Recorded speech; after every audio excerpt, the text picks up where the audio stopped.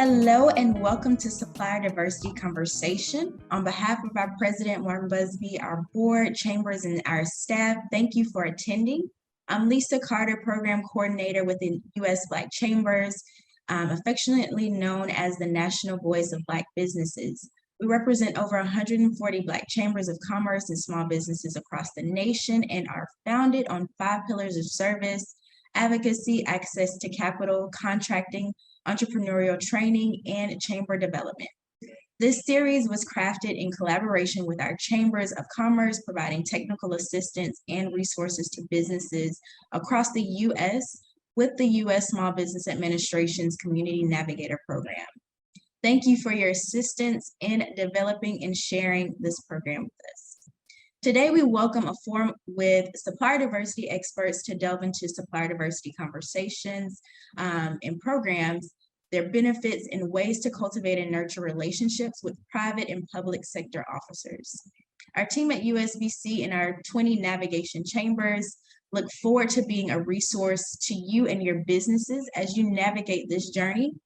Before we introduce today's moderator, I encourage you to drop your questions into the chat, and we will address as many as possible at the end of today's webinar.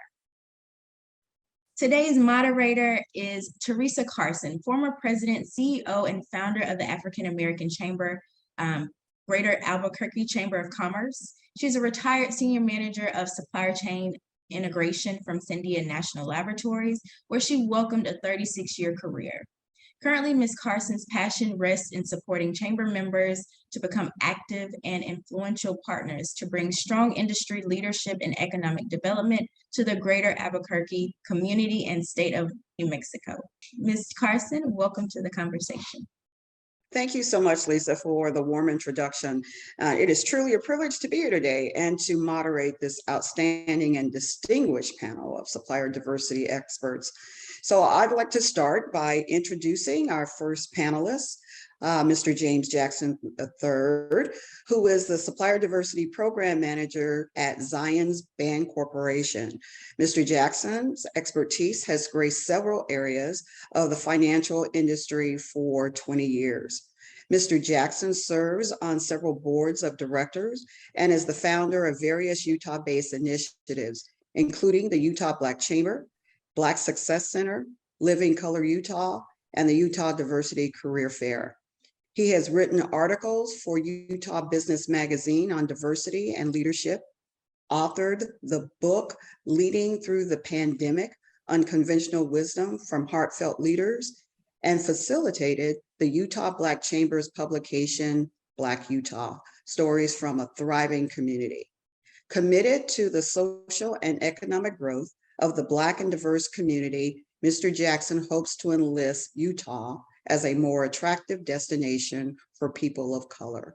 Welcome, James. Our next panelist is Patricia Garcia Brown, Supplier Diversity Advocate at Sandia National Laboratories.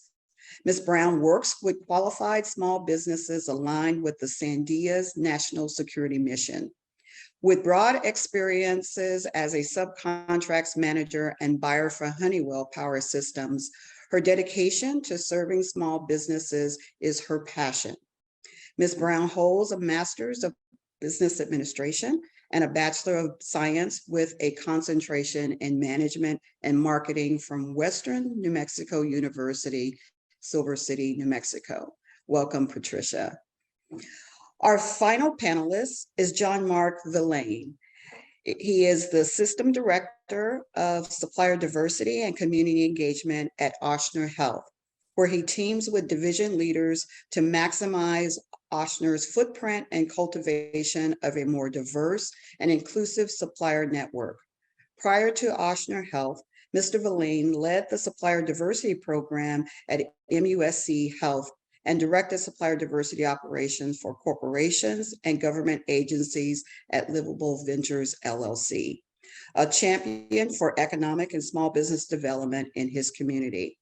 Mr. Villain spearheaded Miami's Community Development Credit Union and dually serves on the board of directors for the Federal Home Loan Bank of Atlanta and the Florida Black Business Investment Board. Welcome, John Mark. Thank you. So it is an honor and pleasure to have each of you here today. So I'm going to just dive in with our conversation, beginning with our first question. And so the first question is this: can you please share with our viewers what supplier diversity looks like for small businesses within your organization and the benefits of supplier diversity to local communities? And I will start with John Mark.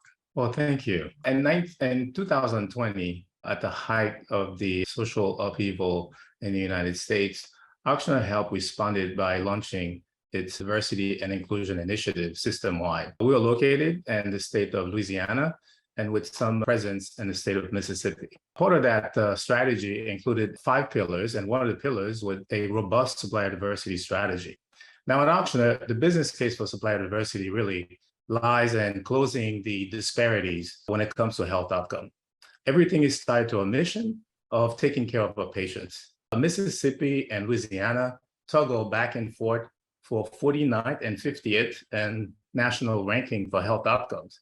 And the board of directors focused and was intentional in launching this initiative to close out this disparity. Economic disparities are linked to health disparities, and the Supplier Diversity Program is very intentional in shifting a portion of our everyday spend. We're the largest system in the state of Louisiana, and it is imperative, it's a business imperative at Auctioner to include local and diverse suppliers part of our supply base. Now, when we look at our system spend with small businesses and the communities, what we found is that we're underrepresented in minority classifications and LGBT and veterans. And so that's our focus. The goals that we've established for including small businesses in our supply chain has to do primarily with increasing that spend in these respective diversity groups.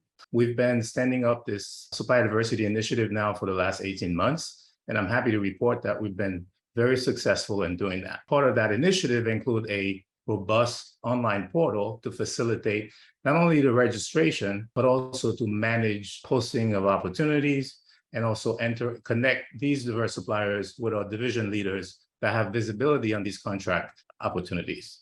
Great. Thank you, John Mark. Very informative with regards to our small businesses and being able to access Auctioner. Let's go to Ms. Brown. Hi, everyone. So Sandia National Labs, we are a managing and operating contractor for the Department of Energy. So we spend federal funds.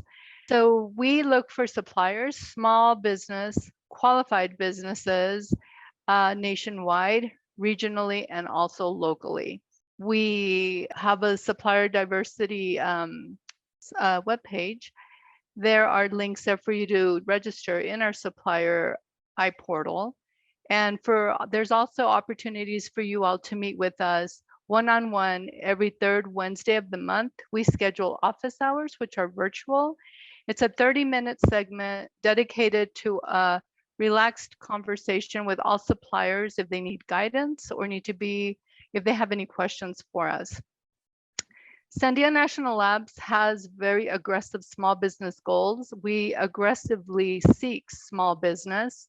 We spend about $1.4 billion in commitments, in subcontract commitments. Of course, that's taxpayer money. And because of the Small Business Act, 60% of that has to be committed with small businesses. Because of the aggressive goals, we have aggressive outreach events seeking capable, qualified small businesses. If you ever would like to schedule an appointment with us or have any questions, it's very easy to get in touch with us. All you need to do is send an email to supplier@sandia.gov. So just let me just check in. I think I heard you say that it's $1.4 billion spend, and 60% of that is for our small business community. That is correct. Great. Just wanted to emphasize that for our audiences. Mr. Jackson. Yes. And Patricia, that's phenomenal as far as your spend there. Coming from the financial industry, we're nowhere near that type of spend for diverse suppliers, but we are working on it. I've been with Zions Bank Corporation for about 8 years and spent most of my time on the retail and community side. In November of 2019, I was tapped to build out our Supplier Diversity Program. Zions Bank Corporation is actually a holding company of 8 banks across the West. We go as far as east as Houston, Texas, and then we're all along the coast, and then everywhere in the middle, except for New Mexico. Actually, we don't have a bank in New Mexico, so we'll have to see about that. So we have eight affiliate banks that we built the Supplier Diversity Program for. So and it went live in February of 2021. So we just celebrated 1 year of our Supplier Diversity Program, and it's been an amazing experience. I'm located in Salt Lake City, Utah. Zions Bank is the first of the 8 affiliate banks, and we've always deemed ourselves as a community bank for the community. And one of the things that I do appreciate with Zions Bank is that we've always been heavily invested in the diverse community, not only within our workforce, not only looking for opportunities to deliver products and services to our diverse customers and businesses, but also to engage in the community. And Supplier Diversity was just a missing piece of that. The new supply chain director felt strongly that it was critical that we put that in place to kind of fulfill the overall purpose of our mission of elevating diversity and inclusion within our footprint. So we just, like I said, we just celebrated 1 year. We love supporting our small businesses. We are engaged with most ethnic chambers of commerce in each of our footprints. That's one of the main reasons why I was tapped to lead our Supplier Diversity Program as founder of the Utah Black Chamber. And a lot of the opportunities kind of stem from facilities and maintenance. When you think about a bank, when you think about branches, we definitely want to keep places clean. Definitely looking for the equipment and maintenance. And HVAC is usually one of the big demands there. But what people don't realize is the technology side. And that's, I think, a huge opportunity for our diverse suppliers is in the technology, comes to cybersecurity, when it comes to cloud, and all things tech. There's huge opportunities for supplier diversity in the financial industry and the tech space. Great. Thank you, James. And congratulations on that 1 year anniversary. Thank you. So to better prepare our businesses who are participating in today's session, and James, you started alluding to this during the first question, but I would like for the others to as well, and then James to answer the second part of this question. Please share which industries within your respective organizations are most utilized, and what changes do you anticipate in your supplier community or vendors contracted in the future? So let's start with you, Ms. Brown. So the industries that Sandia uses the most. So Sandia National Labs is a research and development laboratory for the United States. And the mission is, national security is our business. I would have to say it's a lot of engineering services in the various disciplines, construction, because we build a lot. It's estimated that the future building projects for Sandia are in the billions. We have some big projects coming up. The other one would be IT. A lot of IT work. So those three are probably our biggest industries where we seek small business. In IT, we find a lot of small businesses. There's a lot of resellers for construction. So safety metrics and ratios are very important because safety is paramount at Sandia National Laboratories. The other thing is past performance and bonding. So those are big players, big mandatory requirements for any type of small construction company that wants to do business at Sandia.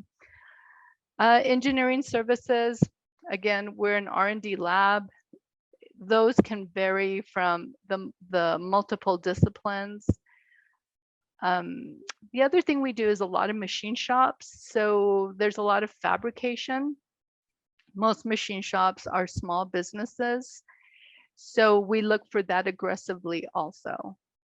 But there's opportunities for all types of businesses at Sandia. Like I said, we're the managing and operating contractor of the laboratory, and we need all types of commercial businesses for products and services to keep that laboratory running. Okay, thank you, Patricia. And just put a plug in for the various chambers. They can definitely help our small businesses with regards to the bonding for our construction companies. James, I know that you had mentioned several industries that the bank looks for. If there's others that you'd like to share right now, if you could share that as well, but also what changes do you anticipate in your vendor population in the future?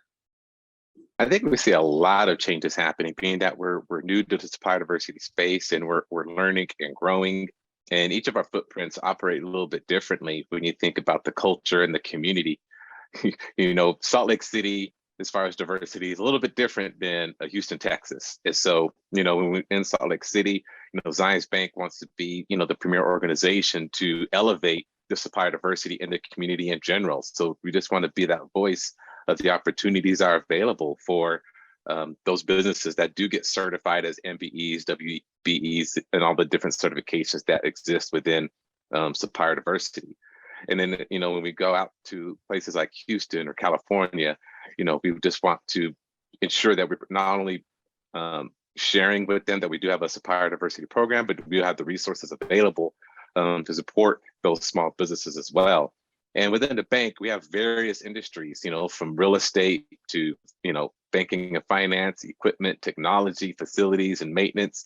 And so we cover just about every industry available, main industries for small businesses. Marketing is very heavy as well, print. So there's a lot of opportunities within the financial institution. And within the financial industry in general, banks are working to grow their supplier diversity base. It's, banks have always been a very conservative, white male dominated industry, but is slowly evolving, especially over these last few years. Okay, great. Thank you, James. How about you, John Mark? Well, by far, the largest bucket of opportunities at Auctioneer is in our construction and other capital projects. We've been expanding, in the state of Mississippi, and so that creates a lot of opportunities there. General maintenance, maintenance of our facilities and clinics.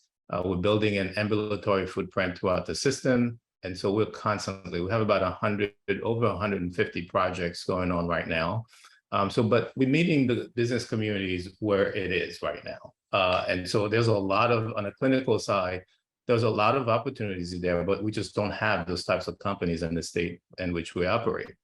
And so for that, we use a group purchase organization based in Texas. And, we source a lot of these products and service categories through the GPO. And it's an aggregator. And basically, they go out and identify the product and services that we need, and make a call for vendors to bid, and then negotiate the pricing on our behalf. And when we need those, we just activate those contracts.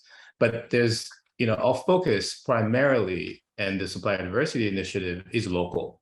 We're happy to do business with diverse companies in Oregon, but the business case for this program is to benefit the communities in which we serve. We're an anchor institution.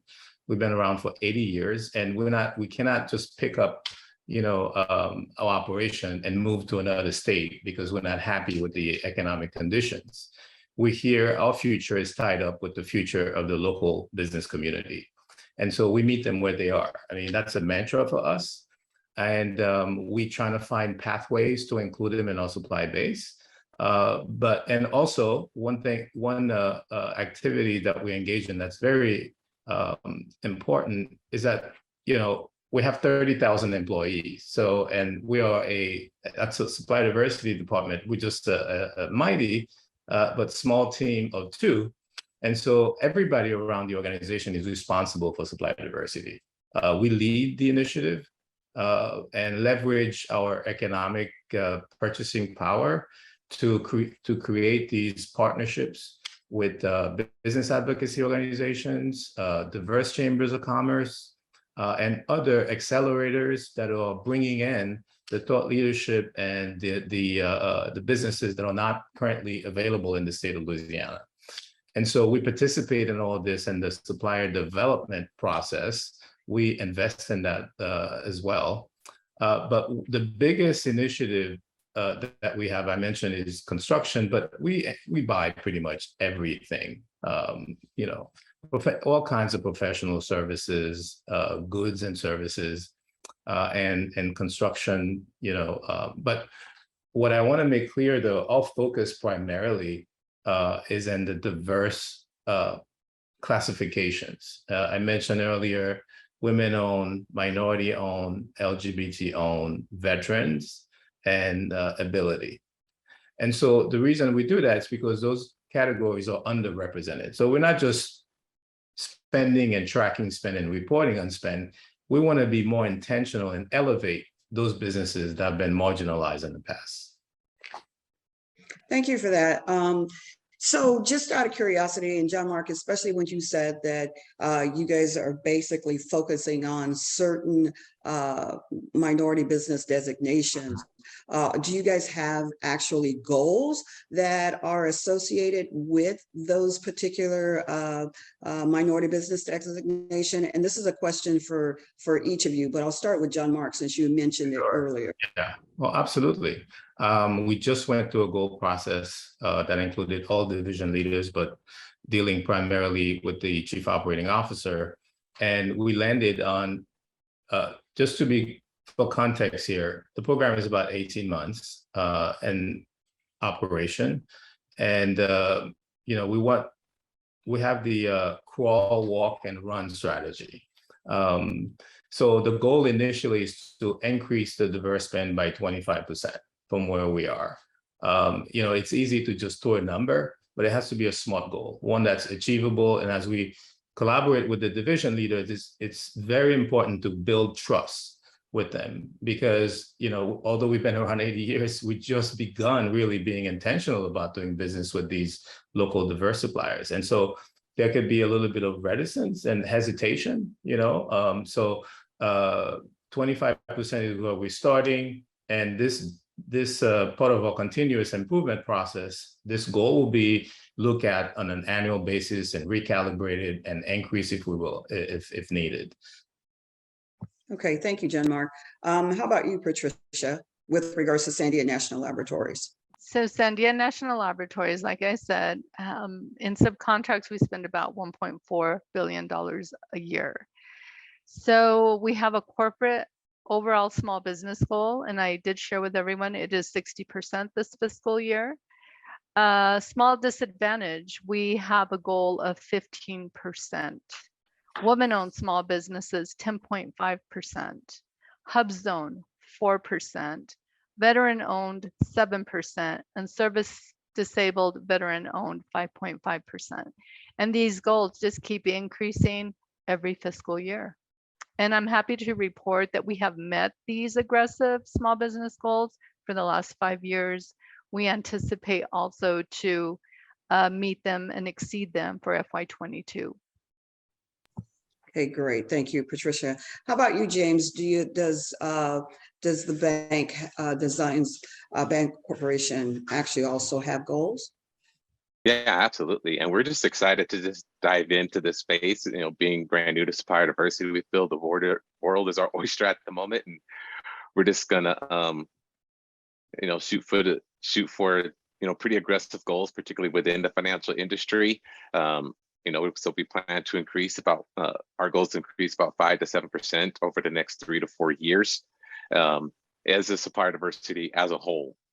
It is pretty aggressive. There's a lot of work to do here for us. Just, you know, being fairly new to the space, and really, it really comes from this a couple of strategies we're looking at. Not only do we see opportunities for getting diverse suppliers, but we also see opportunities to help diverse suppliers get certified. We know that there are a lot of diverse suppliers within our spend that don't come up on my report because they're simply not certified. And so we are looking at some process to update on our end so that we can perhaps capture them through self-identification, but also looking at assisting, working with the Buy Black or with the NMSDC, other certification organizations to help these small businesses get certified, because we know that that'll help us increase our spend significantly. All right, thank you. And I hope the audience is listening with regards to, the increase with regards each of your industries are having with regards to our small minority-owned businesses, and reach out to each of you because this sounds like there are great opportunities at each of your corporation. My next question is centered on your supplier diversity system. Can you share with us in what ways have you streamlined the supplier diversity systems in your respective programs, and what improvements do you foresee in applied systems? And I'll start with Patricia.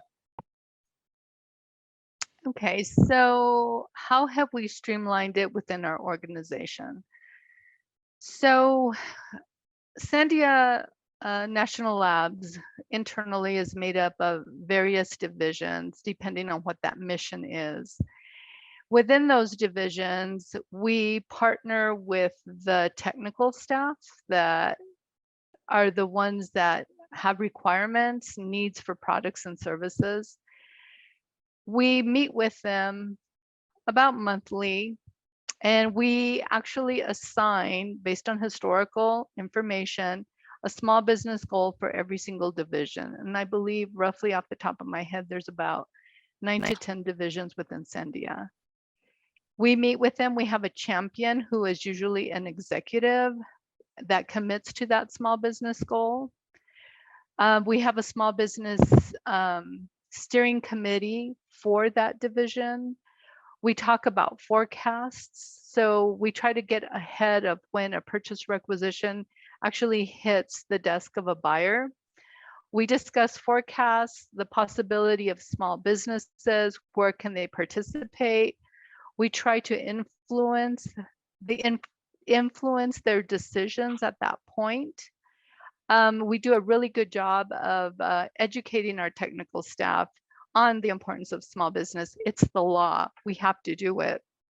And so it's been really fruitful. Another way that we have streamlined it is also with our one-on-one supplier engagements every third Wednesday.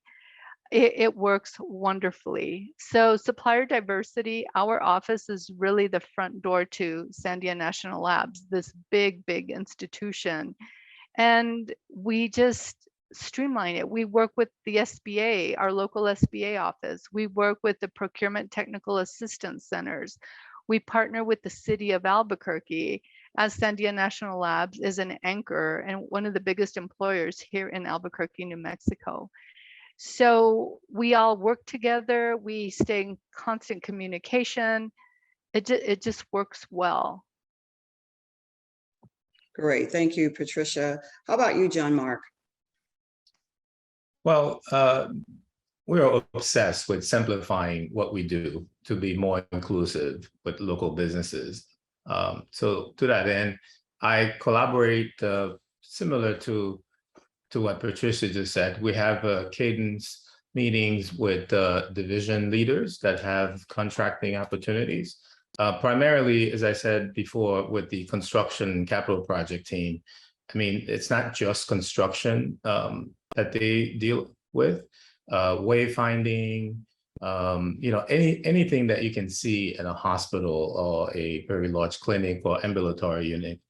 And so we meet with them, and similarly to what Patricia said, again, we forecast and we identify, where the needs are, and we leverage our relationship with the local business advocacy organization, chambers and whatnot to identify these businesses.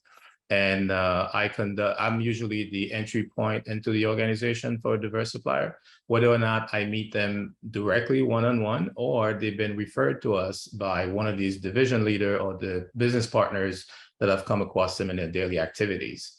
But for us, the diversity part of it really comes second, because we have to take care of patients. And so, and we're not a federal agency, we're a private nonprofit. And so the entry point is, and the pathways can be very lengthy depending on the complexity of the product and service category that we're dealing with, or it can be very quick. We have RFPs for very complex opportunities, and others we can just make a decision. The division leader, the business partner, or even in supply chain, we can make these decisions on a dime. And so we're very flexible, and this is definitely by design. Especially one of the things that we're really concerned about is managing expectations. So I go out there and, just yesterday I was on a panel from the Hispanic Chamber of Commerce that was having a business conference and trade shows. And so we found a lot of opportunities there, companies that were ready to address some of our business needs and compete according to a standard as well.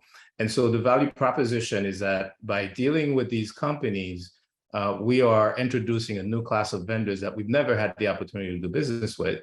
And also they employ the folks that are basically our patients, or they're married to our workforce, or they were born in the hospital. And so this anchor approach to this is one that is very intimate, I would say. And so are the negotiations. And so we're primarily looking for T1 opportunities, because companies can control their destiny more when they're negotiating directly with us.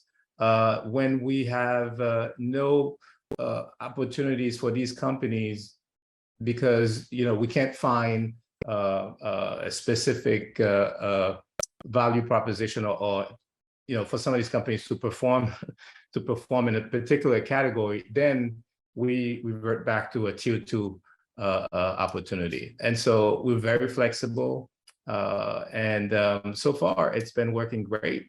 The challenge is going to be, as the industry changes, healthcare is becoming not just more complex, but also more competitive. And the competition is coming from a lot of non-traditional actors, Amazon's, CVS, and all these companies that that we all know are very interested in the $3 trillion opportunity healthcare presents. And so we need companies that not only want to do business with us, but want to approach us with innovative solution and help us deal with these challenges. So we can engage with a diverse company on a transaction basis, but ultimately the goal is to move these companies from just this transaction relationship to a partnership. And that's where really we get the impact that we're constantly looking for. Great, thank you. James, I know that the program has been in existence for a year, but are there opportunities that you guys are looking at right now with regards to streamlining? Yeah, absolutely. One of the things I was fortunate to have walking into the supply chain team is that it was in the process of being reorganized and restructured for the supply chain overall become more efficient. And so, I work with a category team, and I have bi-weekly calls with each of them to ask about any opportunities that may come up. And if there are any opportunities that do come in an RFP, our supply chain director has to give an approval if there are no diverse suppliers in the bidding process. And so we are requiring that we have at least one diverse supplier in that bidding process. Otherwise, we have to get an exception done by our supply chain director. And then we have these the common relationship owner meeting calls. So every now and then I'll talk to our relationship owners and kind of let them know about supplier diversity. So internally, it's really about just getting the buy-in from the stakeholders, from those relationship owners internally, so they could keep supplier diversity at top of mind. That keep in mind that looking for a diverse supplier when there's an opportunity that exists, right? To kind of expand their influence a little bit. Externally, like I mentioned before, we're looking for opportunities where we have our intake process a little more streamlined and simplified for our suppliers, as well as our risk assessments. Working in the financial industry, working with a bank, that risk assessment can become pretty cumbersome, particularly if you're a small business or a diverse business. So we're looking at ways to how do we make it not so cumbersome for our diverse suppliers, because it does take a pretty lengthy process if there are some risks involved. When you're working with our clients directly or have access to secure information, we want to ensure that your company is equipped and has the resources to keep our customers' information safe. At the same time, we don't want to put you through the ringer to a point where you just don't want to be our supplier. And so we're looking at how we can make that process more simplified as well. That's great. I'm glad to hear about all the streamlining efforts that are going on in your individual institutions. So we at the African American Greater Albuquerque Chamber recently conducted a workshop on doing business with big businesses to provide information to our actual small businesses that would help them to mitigate some of the challenges and learning about opportunities, who to speak with, requirements, etc. So will each of you share, and I know, John Mark, you started down this path just a few minutes ago. Will each of you share what challenges do small businesses currently face within your organization, and what systems are in place to maximize the use of small businesses often overlooked due to the vast scope of supplier networks? Let's start with James. Yeah, I mean, I'll just go back to the risk process. I think that is the biggest one that we're looking at to help where the biggest challenges is for our small businesses and our diverse businesses.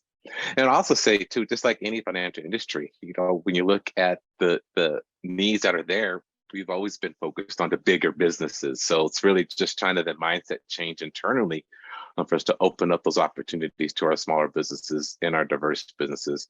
But those are the main challenges I see. We're fortunate that we're a community bank. We do reach out to the diverse community.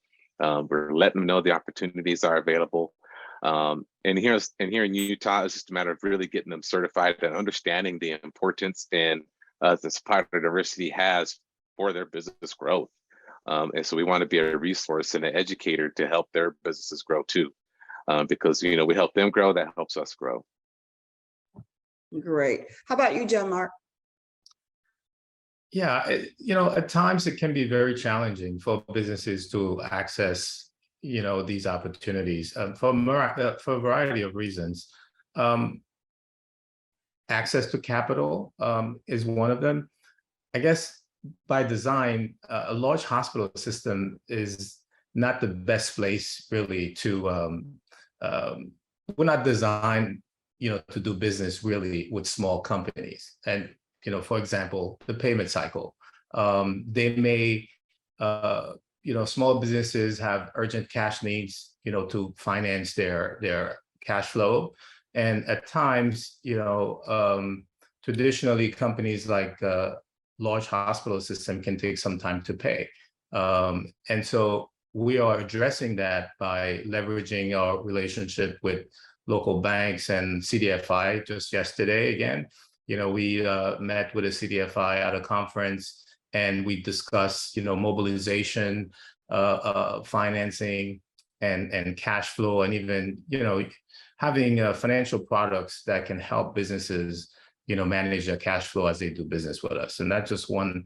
The other issue I think that's important to this industry is understanding the trends and how they affect, the hospital, from taking care of patients, in a very streamlined process. And so when I meet with local companies, it's top of mind for me to really coach them about what's going on with the industry.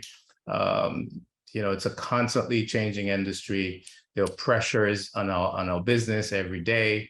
Reimbursement from the federal government can be an issue at times. We're moving from a fee-for-service model to a value-based model. And so these things have a direct impact on the way we show up and the way we do business. And so from the business side, we really take time to, conduct what we call the supplier development. And so that's something that really keeps us up at night, and making sure that businesses really have a keen understanding of our operation model. All right, thank you so much, John Mark. Patricia. Okay, so I believe that some of the challenges for small businesses to do business with Sandia National Labs probably lies in the construction realm. So Sandia National Labs resides on Kirtland Air Force Base. The laboratory is embedded within that Air Force Base. So safety requirements flow down from the Department of Energy. So having a safety plan that meets all those demands of safety is difficult. Also, past performance. So usually past performance is asked for in different tiers of value. Can you give us past performance for 10 million and above, a construction project that you recently were successful in the last 5 years? That is really difficult sometimes. One of the things that we encourage, we can never tell a small business how to run their business, but what we encourage is joint ventures.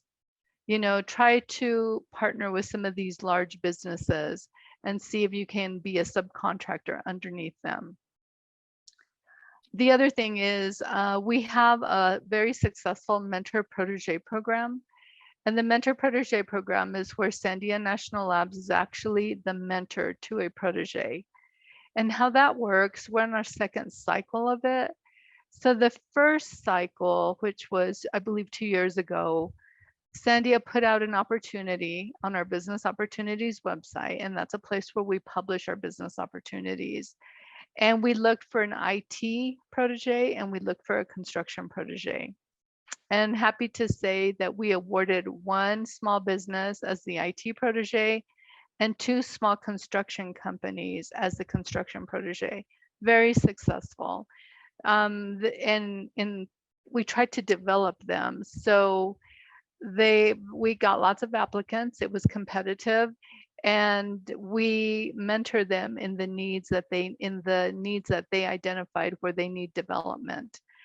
And one of the beauties of that, it's a DOE mentor protege program.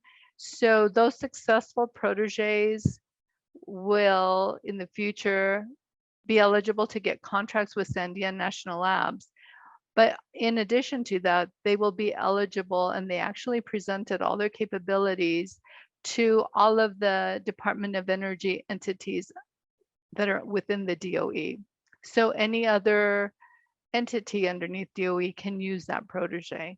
Very, very successful. Great, thank you all so very much. I have about 2 minutes left. And so my last question prior to the Q&A session is for the benefit of our small businesses participating today, or those who will review this session later. What are the first steps required by those small businesses who are interested in doing business with your respective companies? Let's start with Jean-Marc. So the first step, I would say, is to really understand what they're looking for. Because, I mean, it sounds very simple, but it's really very important when they want to engage with Ochsner. We're a very large system, highly decentralized. The last thing that we want to do is to offer an opportunity to a small business that can, and eager to be inclusive and, not right sizing that opportunity. And so when I first meet with a company, the first thing, they want to know is, so I'm a diverse company, what do you have for me, type of thing, right? And I usually revert the question back to them and say, what's your value proposition? What do you know about us? And if you had a wish list, what would it be? What would you want me to do to help you get access to these opportunities? So it's very important for them to come ready to discuss what exactly that they're looking for. And that's what I would say is the first thing. Okay, great. Thanks, John Mark. How about you, James? One way is really just to connect with us. We have a supplier diversity portal, and so it's on each of our affiliates' websites. So if you go to our bank's homepage, for example, Zions Bank, you can go to our resources tab and you'll see supplier diversity, and it talks more about our program, and you can just register there. When there's an opportunity comes up, our relationship owners or our category managers will reach out to me and say, hey, James, we're looking for a diverse supplier in this particular field. Do you have one? And I use my portal here to kind of look one up. And so the first ones I'm going to look up, the ones who actually registered, who's connected to us on our platform. It doesn't expand the search as well, but those are just for those that are certified that are going to pull up. So one way is to just get registered on our platform that we have within each of our affiliates. So our affiliates are Amegy Bank of Texas, California Bank and Trust, Nevada State Bank, National Bank of Arizona, Vector Bank of Colorado, and then we have our commerce banks in Washington and Oregon, and then of course Zions Bank. So each of them have a resource tab, and then you can just click on supplier diversity, and then you can connect with us that way. Another opportunity is, we participate in a lot of community events. I'm out there in the community, and just go ahead and introduce yourself to me. We're diverse businesses. When we work with chambers of commerce, and so we'll be looking for you as well. So you come to us, but we go to you too. Okay, great. Thanks, James. Patricia? So what Jean-Marc said, do your homework. The product and service that you provide, does it fit within Sandia National Labs? The second thing would be to please register. Register at our portal, and I went ahead and put the link in the chat. So go ahead and do that. If you have any questions, there's some helpful links to for some email addresses where you can contact us and let us know that you need help in whatever it is that you need. The other thing is to stay in touch with us. Just like James said, we have a national presence at a lot of events. When you see our booth, come and introduce yourself to us, be present in front of us, send an email once in a while. Let me go ahead and put our entity account. If you ever have any questions or want to request a one-on-one engagement with us every third Wednesday of the month, I will put that email in the chat right now. Great, thank you. So the takeaway, do your homework, make sure that you understand your value proposition and register and keep in contact with the individuals. This has truly been a dynamic conversation today. So thank you to our gracious panelists for disseminating their wisdom, and an enormous thank you to the U.S. Black Chamber Incorporated for allowing the African American Greater Albuquerque Chamber of Commerce to share in this discussion. And now I'll turn it back over to Lisa for the Q&A session. Thank you, Lisa. Thank you to each of you for a very diverse, robust conversation on supplier diversity. I think I was definitely graced by each comment, each option provided for our small business owners. And now we would like to open up the floor for the Q&A session. So we did have a couple questions to come through. The first question is for Mr. Jackson. It says, is there any specific certification you seek to help with the risk assessments, such as a SOC1, SOC2, ISO 27001? That is a very good question and a loaded question for me. As we go through the inherent risk assessment, it really just depends on the level of risk that there is involved. And so when companies go through the assessment process, there will be some trigger questions to dive deeper into that our risk partners will reach out and start asking these other questions. So it really just depends on, one, what level of risk, and what type of what type of industry that we're falling into in regards to that.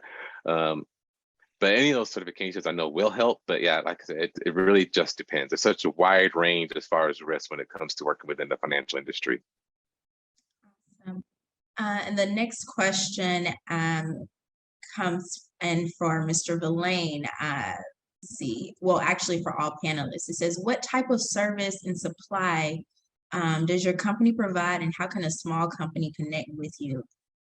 So we're a health system. So we provide, healthcare to services to patients. So when it comes to how can a company connect with me, you can send me an email at supplierdiversity@auctioner.org, and that comes directly to me. Mr. Jackson and Ms. Brown, if you also want to weigh in on that question as well. And I can read it again if you would like. It's a viewer, they stated they were a little bit later coming in, and they wanted to know what type of service and supply does your company provide, and how can a company connect with you? If I understand the question correctly, what type of service and supply that our company provides within the financial institution, I mentioned that we have a wide variety of from technology to marketing to facilities to maintenance. We are definitely all over the industries as far as assisting with becoming a supplier for the bank, commercial, real estate. So yeah, I mean, there's a lot of opportunities within our organization. You can click on Supplier Diversity, and that's how you can connect with me. You can email me at supplierdiversity@zionsbancorp.com, or just my name, james.jackson@zionsbancorp.com. Lisa, if I may just add, now I'm rereading the question. So what type of service and supply? So I guess I talked about the service as a hospital. In terms of supply, opportunities, primarily capital projects, needs and construction, and also construction related services and professional services of all types, and goods and services, really. We are constantly looking for almost everything. I guess the challenge is the type of service. There could be a type of service that we already have a contractor in place. And so I still encourage folks to reach out, even we don't have the opportunity now. These types of contracts, have an expiration date, and to recall what Patricia said, keep in touch. And so we can, have a cadence and a check-in every time to tell you exactly, okay, this contract is about to expire. And we do have a requirement of having one diverse suppliers as for every opportunity. And so there's always an opportunity, really. It could be now or later in the future. As for me, Sandia National Laboratories is a national laboratory under the Department of Energy.